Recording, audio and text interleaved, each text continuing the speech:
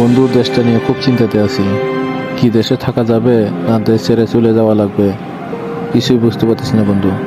শোন বন্ধু, যে দেশে জুতা বিক্রি হয় এসি রুমে আর বই বিক্রি হয় রাস্তার ফুটপাতে, সে দেশে দুর্নীতিবাজ থাকবে পাঁচতলায় আর গুণীজনরা থাকবে গাছতলায়। অশিক্ষিতরা দেশ চালাবে আর শিক্ষিতরা অশিক্ষিতর অনুসরণ করবে। এইটাই তো আমাদের বাংলাদেশ। আমাদের বাংলাদেশে আর কি আশা করা যায়?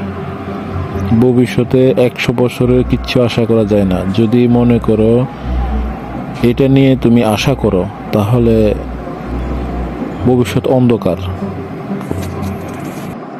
হ্যাঁ হ্যাঁ বন্ধু, আসলে তুই কথাটা ঠিক বলছিস।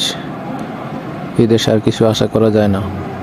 যদি কারো বিরুদ্ধে কথা বলতে যায়, সঠিক কথা বলতে গেলে শুটাররা টার্গেট করে রেখে দেয় যে কখন তার জনটা কবজ করে নেবে। এটাই তো আমাদের বাংলাদেশ। আমাদের বাংলাদেশে বন্ধু প্রতিহিংসা বেশি, এই কারণে আমরা আগাইতে পারি না।